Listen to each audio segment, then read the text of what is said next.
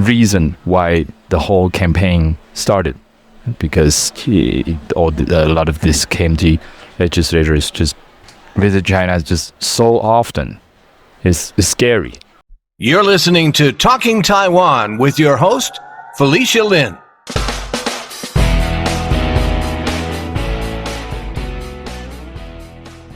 On July 26, the people of Taiwan voted on whether or not to recall 24 Kuomintang KMT legislators from all across the island. None of the 24 Kuomintang legislators were recalled.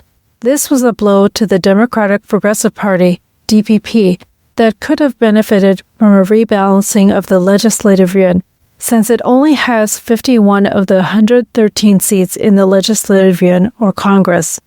Among the concerns that motivated the civil society recall groups to take action were the unchecked visits of Kuomintang legislators with high-level officials in China. In April of 2024, KMT caucus convener Fu Kun-chi led a delegation of 17 KMT legislators to China, where they met with the head of China's United Front. When asked, the delegation has not been transparent about what was discussed in the meetings with Chinese officials. 2 days after the recall vote, on July 28th, I sat down with Jiho Chang, Keelung City Councilor, who shared how he faced a retaliatory recall by the KMT, and he discussed his thoughts on the outcome of the July 26th recall vote and what this means for the DPP. Here's our interview.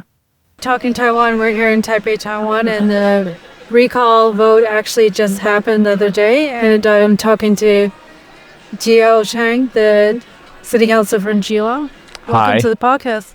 I believe I'm the first DPP politician to be interviewed after the recall. Yes, that's right. That's right. Well, I don't know if you actually want to talk a little bit about what was happening before the recall vote, because I understand that you were involved with the recall for the KMT legislator in Keelung. I was not initiator of the recall campaign, of course, but I did help a lot, and I did the best I could to help the citizens, the campaign effort, everything. In retaliation, I was also being recalled by the KMT as well. Right. But because of the process of the KMT in recalling me, they actually got in legal troubles. So I think one of the top Keelung City officials was prosecuted, and the director of the KMT sort of party city party office was also prosecuted, and along with several other KMT sort of workers. So at first, when I helped out with the campaign and they retaliated by recalling me, I was sort of in a position where I might lose my job. And that's scary. Yeah, but I was okay with it. I mean, it's not that I don't cherish my job or I don't cherish this responsibility that people bestowed on me, but you can't make an omelet without breaking a few eggs. And if I had to be that egg, then so be it. You know, we have to look at it from a bigger picture here. I mean, in the end, what we were fighting for is a more peaceful Taiwan, a more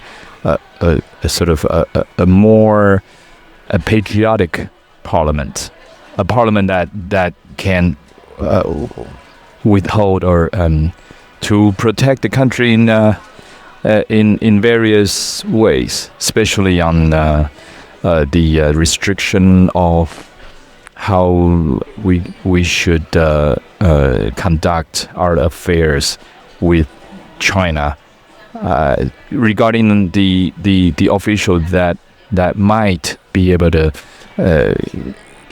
get access to sensitive informations, like legislators, right? Legislators get to see informations that are intelligence that normal citizens can't.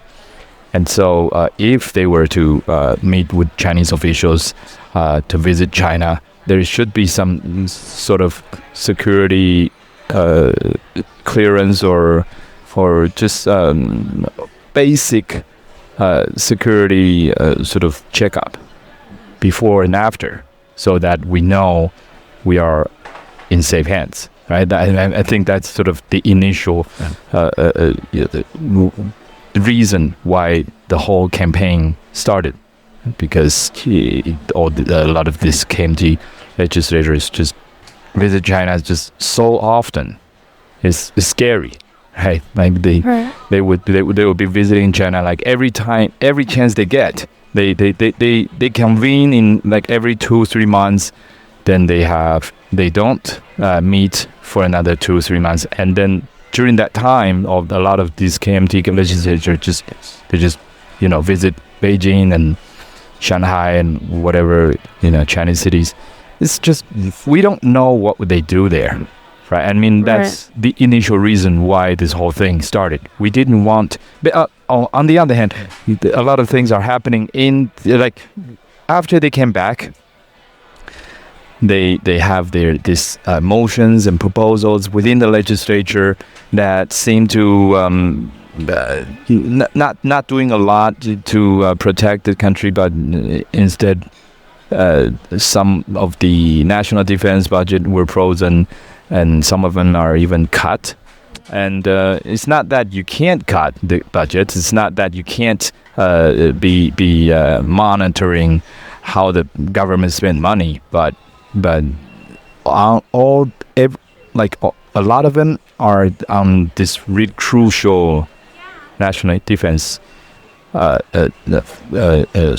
infrastructures that concerns us, right? A lot, not just us, but just normal citizens. But I guess like I said it from the beginning. This is like the first interview you have with a politician after the recall, and we all know how the recall turns out. Like the 24 KMT legislators that were being recalled, none of them passed. So so I guess the people have other things on their plate at the moment.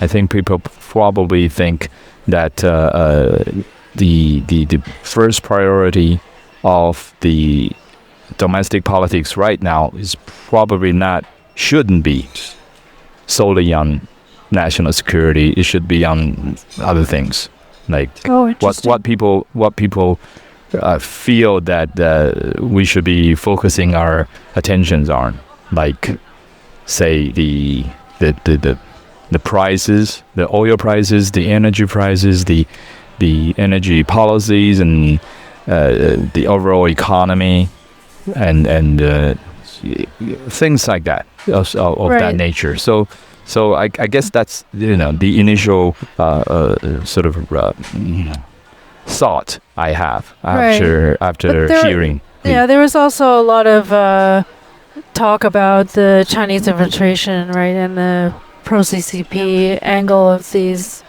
KMT legislators too, right? So you think that it perhaps indicates that a lot of the population doesn't think that's a huge problem, or doesn't care about that issue? Well, we are getting more polarized than before. I mean, that's almost like a global phenomenon, and a lot of the channels that people get their information from is different. Maybe 30 years ago or 40 years ago, the people of Taiwan got their information on only 2 official channels.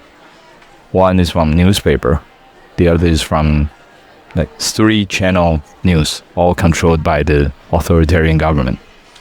So that's 40 years ago. And 30 years ago, a lot of these were liberated, and we have much more magazines and newspapers outlet, and also a lot more news channels than before. Now, for 10 years ago, or progress slowly but surely, we have people now just getting their info solely from internet sources, and a lot of them are TikTok videos or other sort of social networking devices and apps from that can be dominated by China and being monitored by the Chinese state. And yet they still have the facade of being just like another thread, another Facebook. But most people don't really concern with themselves with how this information were gathered, or were some of them or a lot of them were even fabricated. Like you see a lot of AI videos that some of them are really fun, and they're just like 20-minute entertainment. But a lot of times, a lot of these TikTok videos, they can be harmful to our the integrity of information, right? And I believe that a lot of them are a lot of the people are getting their information from these online sources, and some of them are fake, some of them are sort of twisted, some of them are sort of enlarged in a way, exaggerated, right? So we're dealing with this new age of it's a global phenomenon. Yeah, so just Taiwan. So you can't say, or I can't say that these people they are fooled or anything, but the way the news outlet or the sort of gatekeepers of the information can manipulate a lot of sort of opinions. So in a way, it's of course it's harder for us to get our message across. And on the other hand, I believe we are lagging behind. We as DPP or the Pan Green camp, we are lagging behind in this the usage or our familiarity with these new tools. To put it simply, we are not making enough 30-second videos. That's for sure. I mean, yes, having a podcast that lasts for an hour, that's how we get into depth. That's how we get into the core of our problems or the issues that we discuss. But in many ways, we also need 30-second videos to just give people like one little point, because that's what people are hooked on now. I mean, it's not that we champion this, but if people are getting their information like this, then we need to go where people are. If they are flipping their phones on the 30-second video of TikTok, okay, we maybe we can't get ourselves on TikTok because the TikTok is not going to allow us, but we still can make YouTube shorts that's 30 second, and we can still try to get people to at least hear our side of the story. Well, what do you think of what a lot of these recall campaigners did? Because I think that some of them have been pretty successful at using social media and getting attention even though the recall did fail, but they were able. I think we need to consider the social mobilization of these groups, right? Yeah. I'm very impressed with how many of the recall groups are using the tools and they are spreading the message in various ways. But and we as DPP, we have to catch up. We have to learn from the people, from the recall groups. That's for sure. And also, I believe that because there's so many talk and discussion about why we lost, Yes. how we lost, and who is responsible for the loss and all that. And I think we can begin with admitting that we have lost, Yes. right? That's something a lot of people are still not yet being able to do.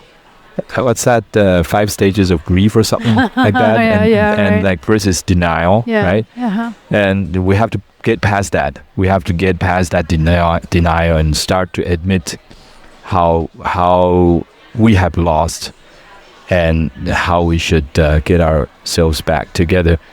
And one of the things is that we have been unable to mobilize the society as well as the KMT. And the KMT has been able to mobilize the society for the longest time because they have organizations.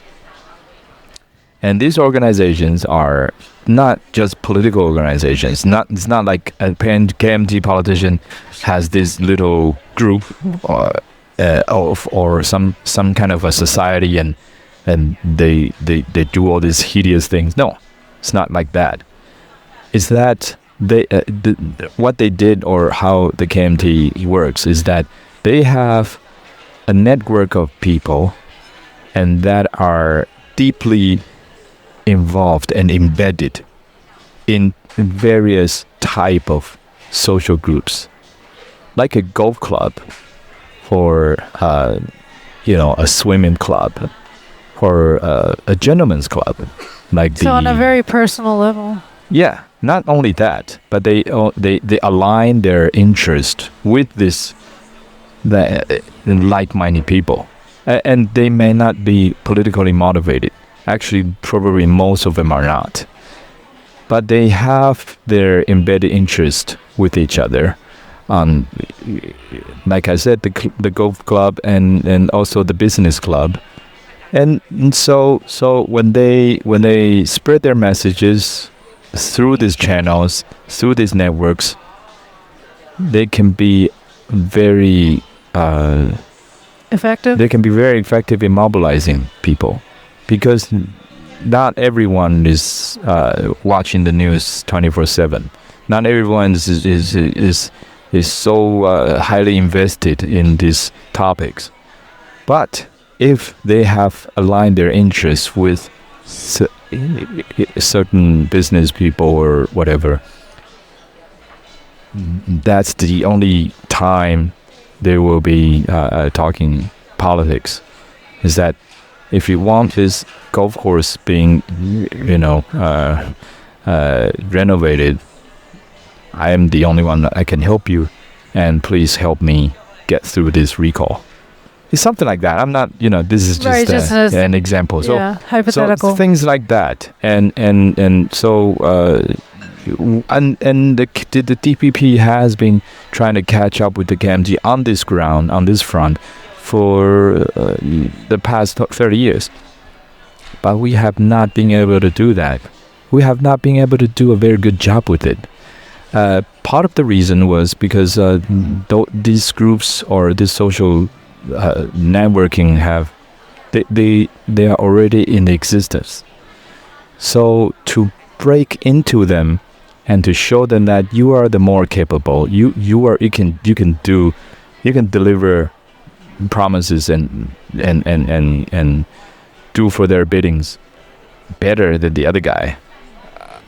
It's not that easy, and also you might not be able to have the same amount of money or resources to align your interests with them, like 100%. So those are that.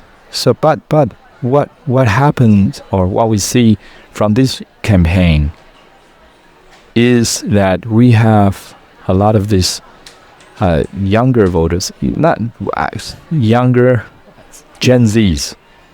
I think it would be like Gen Zs, like people like me. I think I'm not a Gen Z, but millennials. Okay, I think I'm a millennial. So I'm in my mid 40s. We are like what I just said about the KMT, the networkings. There are people from in their 60s. There are people that's like a more like a past generation of people. They have built their wealth. They have built their social statuses and whatnot, and so they have their way of networking. But people in my age, my generation, we have not really had that.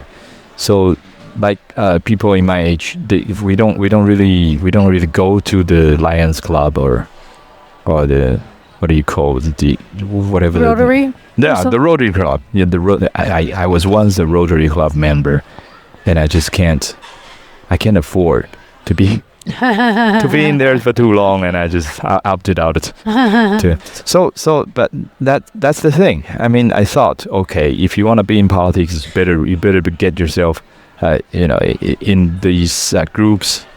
Then things didn't work out. But the thing is, so the people in my generation, we don't have that kind of networking. But through this campaign, we can see that a lot of people from my generation, these are young professionals, these are young parents, these are people that are middle class, that are also concerns a lot about our country's future, our sovereignty and national security. A lot of these people are now meeting each other for the first time. And we are gathering, we are socializing, we are networking, and we are getting our own sort of generational networking through this campaign. So that's the positive thing I see, that we can build something from here. I mean, before this it's always like the free voters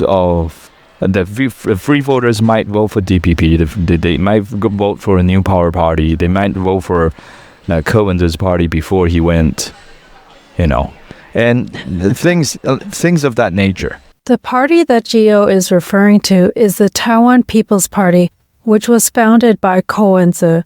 He was also the DPP candidate in Taiwan's 2024 presidential election and former mayor of Taipei. Ko-wen-je is currently being detained for charges of corruption. But so we relied heavily on our discourses, on our performances in government at the moment. If there is a recession or something going on, if the stock prices go down for a week, we are all suffering from the polls and from the votes. But for those networkings that are more rigid, they don't really move that much. They can be mobilized, and there is trust among themselves. There is also loyalties, and we haven't had that. So our voter base is always only about like 35 to 40%. And if we want to win elections, we have to win over the swing votes for the next 10 to 20% to be able to get a majority. Right. So that's the sort of the usual DPP path, and I think we can change that. We can start building. We can start networking, and I think that's the positive thing I see from this. Otherwise, quite dismal result from the recall election. Yeah. I was wondering about something that you said in the beginning about how these KMT legislators go to China very often, and so what would it take to have some kind of mechanism to monitor them? What needs to happen in order for something like that to be put in place? One of them is a proposal by the legislator Puma Shen, and who happened to be a legal a professor of law at Taipei University, so he knows his stuff. And he proposed that there is a kind of a leveling of security. Like if you're just like a businessman, if you go to China, that's like this certain bar of clearance.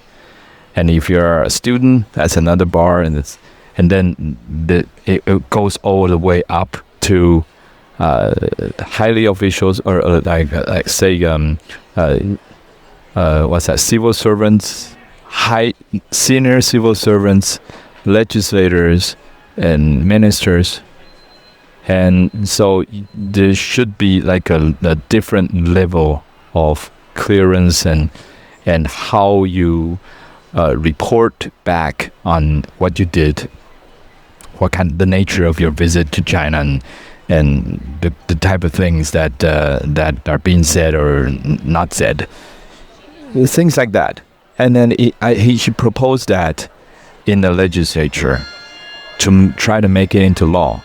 And they have denied, the KMT majority in the House have denied the discussion of this proposal for 54 times now. Oh, wow. I think every time he brings it up, it's thrown out of the window, like right away. And in legislature, if you have a proposal, it's not something you just throw around. It's not. She has prepared for this. Like, this is a legitimate concern and proposal, and yet it's been thrown out again and again. So that yes, there should be a mechanism. There should be a monitoring sort of framework, but it's being denied so many times. So I think that was supposed to be one of the top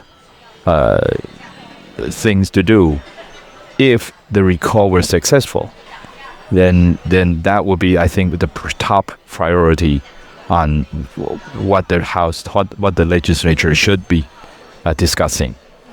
And that's how the society can start thinking about the how we conduct our business with China. It's not like denying everyone to go to China or to have anything to do with China. It's not that. It's just that there is a level of clearance. For example, if you're a senior official from the top microchip company, of course there's going to be a company policy on how you should not sell out your or discuss secrets. Your trade secret with even other companies, not just Chinese. But that's only company policies. There should be a state policy on this too, right? And there is more than just microchips at stake here. There should be if you're a contractor for a military base, or you're a contractor for some kind of information security, for a low level, even like a city level district offices.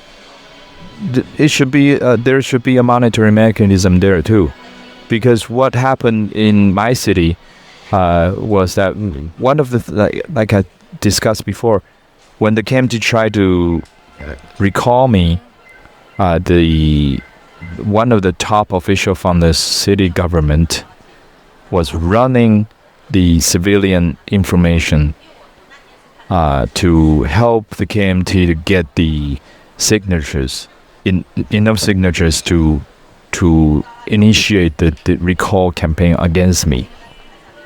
And so he was basically getting out sensitive personal information, household informations of like people, individuals. And he was getting them out from the government database, and they run to monitor to help them find those who are deceased. They have to take out the deceased signatures. They have to get only the living people to get the signatures and all that. And they use it on the WeChat. WeChat is a Chinese networking app. So they got this info. They got this data over there. They had the whole thing was taking place on WeChat.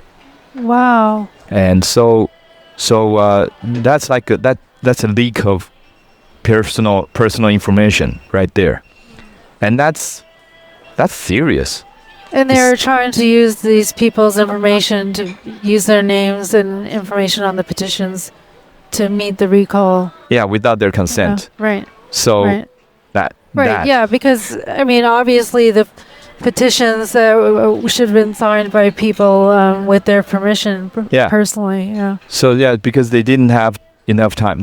If they did the way we did, they would take maybe a month or two or even more, and just go to the street and ask people to sign.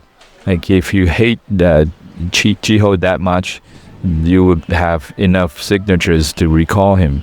And I was content with it. I mean, like I was ready to be recalled. I thought, well, people, if people can get me elected, they can certainly get me recalled. I mean, it's their right. It's written in the Constitution, so there's nothing to be afraid of. I mean, of course, I want to keep my job, but if the people wanted to get me out of my office, I'm just gonna have to take it. Right? Yeah. Because that's how our system works. That's how this institution works. So I was ready for that the worst case scenario, but then little did I know, like they would even cheat on that, on getting the signatures and all that, and not just getting the signatures, but also leaking the database. And that's a more serious offense. So the security level, the whole monitoring mechanism is so crucial. Even as low as the city government, the personal information data, because the government knows a lot of your info. Like they know the last time you visited the doctor for whatever illness or conditions you have, and they know your son-in-law's tax returns, and like they know everything. Yeah. Right. So it's crucial. It's vital that they keep this in a good faith with the citizens. Right. And so this is being passed in WeChat, like they're discussing this, or they're sharing, like the KMT legislators or whoever in the KMT was trying to collect names for the petition. We're sharing this on WeChat. Yeah. That's what you're saying, yeah. Yeah. So that's why he got prosecuted. Right. I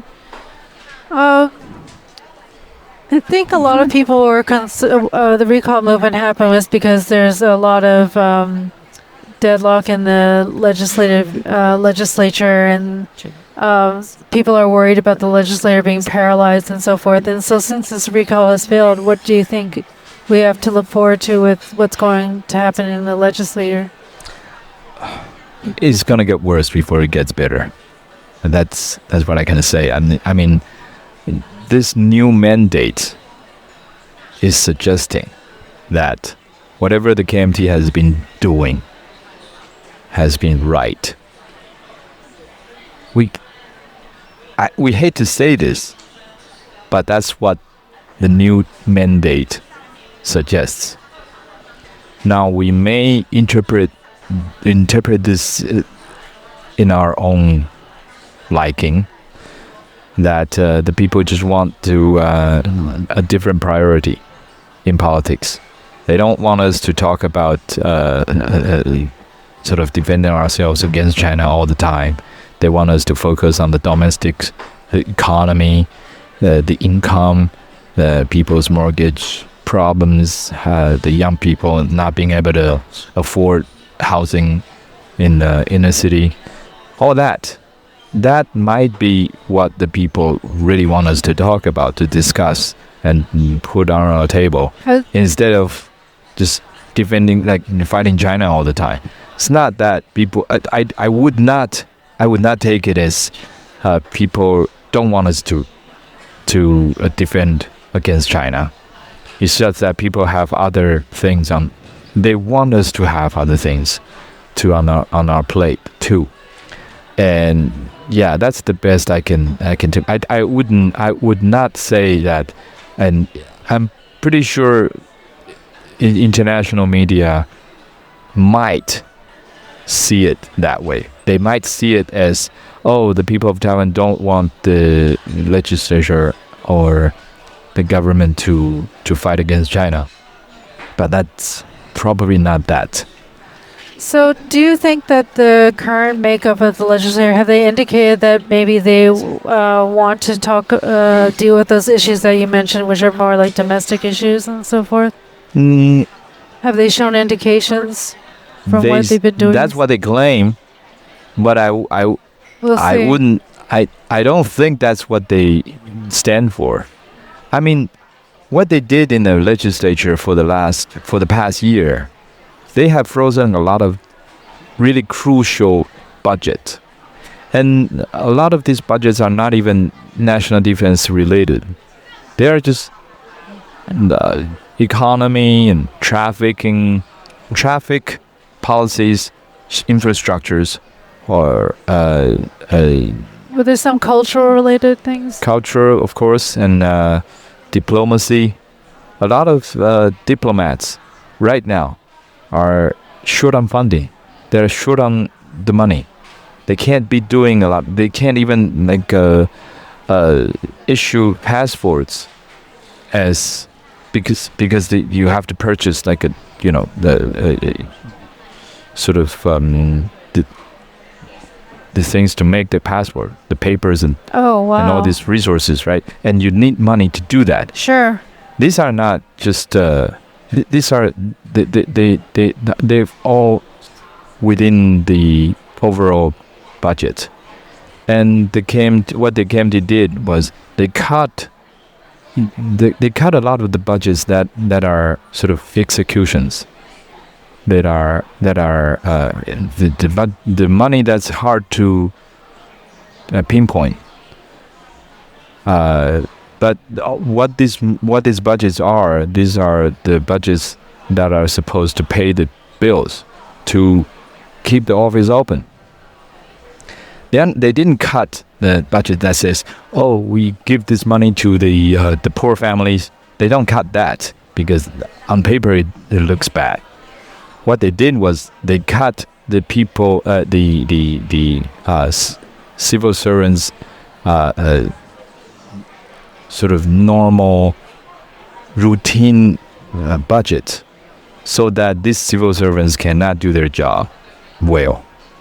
How can you do your job well if you can't pay the bill for the air conditioning in your office on a summer day in mid-July in southern Taiwan, right? It's impossible, right? So that's the whole point of invention of the air conditioning for the people in our part of the earth to be able to work after midday. I believe that's something what the Singaporean prime minister used to say, something like that. In our part of the earth, it's too hot to be able to do anything productive. So air conditioning is very crucial for our country's whole development, right? So what was the question again? Oh no, I was just saying because the legislator has been pretty deadlocked and they've paralyzed the constitutional court because they rejected Lai Ching-te's Oh, yeah. nominees, 7 nominees Yeah. twice. And but then I also wonder, maybe these things, what's happening in the legislative end is too removed from the everyday people that they don't feel the effect yet. But when are they going to feel the effect? Yeah. So yeah, like I said, I think it's gonna get worse before it gets better. Is that the president might have to make some kind of a compromise to the opposition party with the opposition party. After all, they have the majority in the House, and the recall campaign was not successful. So we have to deal with what we have right now, like with the legislature being that, and yeah. So it's gonna look dismal for a while, for at least 2 more years, and we still facing another election next year. That's the municipal election, the mayor, the city councilors, county councilors. So in that sense, we still have a chance. But if we don't get ourselves together, if we don't get our feedback on the ground, we might even see an even worse result for next year.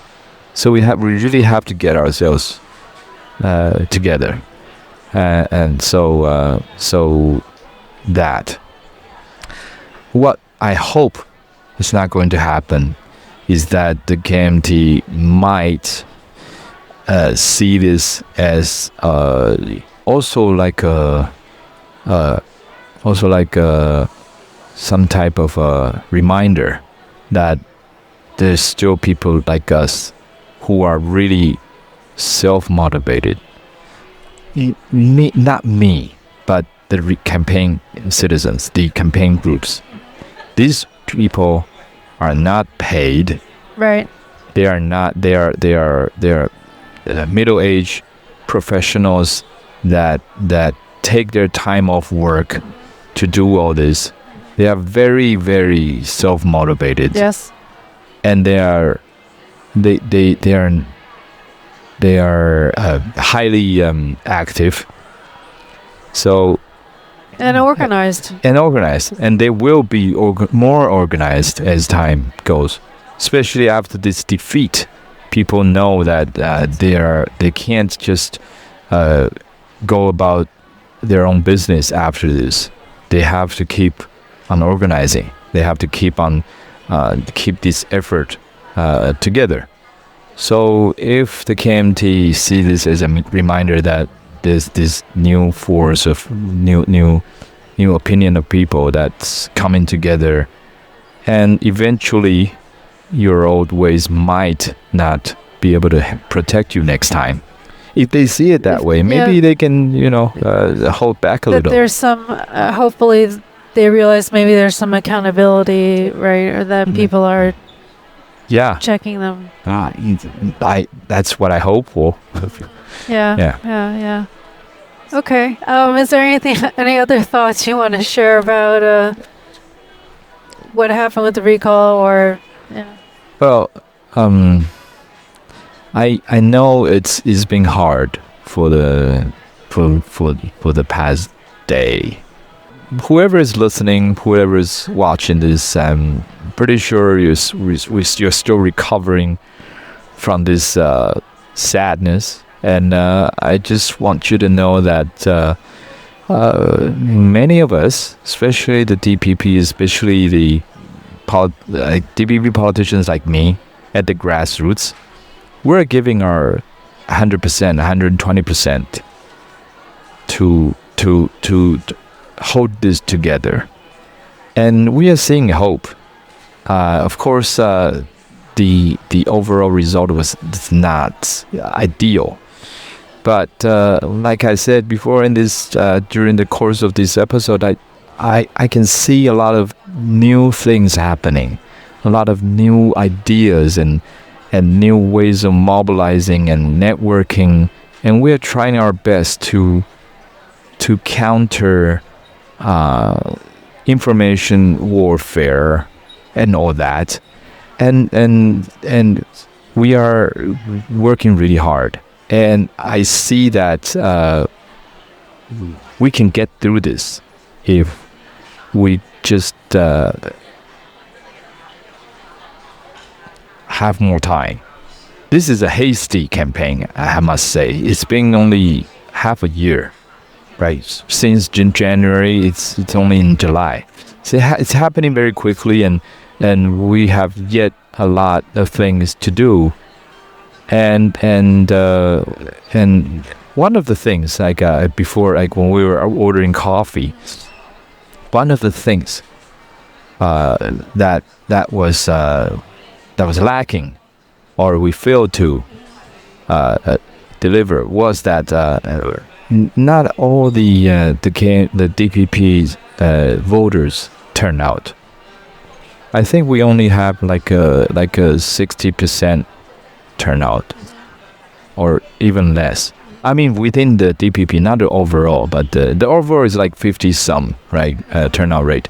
But for the DPP, like we didn't get in a lot of districts, we didn't get the DPP votes from the last election. We didn't get them. Oh. Some of us we didn't get them, and some of us we did. But overall, we have a lot more to do. There's room for growth. There's room for development. And please keep the faith. We are. This is not over yet. The fight is not over.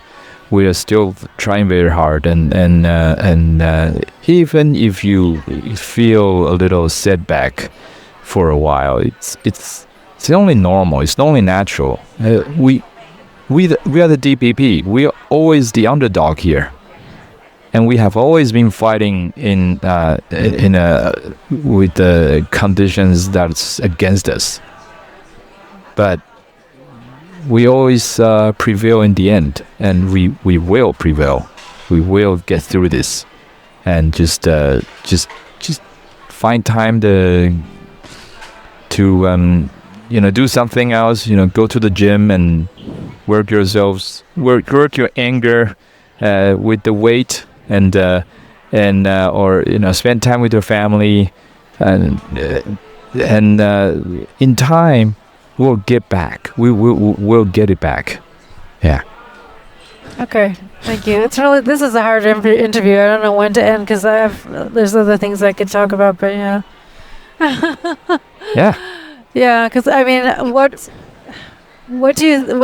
Because I'm also just thinking like, because there's so much momentum and energy with these like recall campaigners. Like, how should they channel their efforts? What could they channel their efforts towards in the future, after this recall? Do you have any thoughts on that? Or? Yeah, that's what I said. Get organized. Yeah. Start get the networking going. Yeah. I mean, they have their own golf club. Yeah. We might not necessarily be playing golf, but we can have our own stuff going, right? Yeah. We can have our own book club. Yeah. We can have our own cooking club and gathering. We can have that. We can do that, and we should be doing that on a regular basis, right? I've been thinking about that. Like, I wanted to turn my office into some kind of a community classroom for people to just to constantly be gathering and constantly be networking, and not just talking about politics all the time. And we can do many other things, and to break out of the echo chamber of our own political like-minded people. We can try to get our message across from other means, because there's no only one way to get to where we are heading, and there are many ways that we can try. If we can learn anything from Suvin, frying the noodles can be a way to revolution. Su Bing is a Taiwanese revolutionary, Taiwan independence activist, historian, and author of Taiwan's 400 Years of History. If you'd like to know more about Su Bing, check out episode 156. Right, so we have to keep ourselves open and be positive all the time. Like, just think about it. Like, Su Bing was stuck in his Tokyo restaurant for 40 years, and keeping a very simple life and dedicating everything to the cause. Not everyone can do that, but if some of us, or if enough of us are consistent, I mean, nothing can stop us. Yeah. Yeah. Thank you so much, Jiho, for taking time out of your schedule to be on the podcast. Yeah. Appreciate it. Thank you. Yeah. I've been speaking with Jiho Chang, DPP, Keelung City Councilor.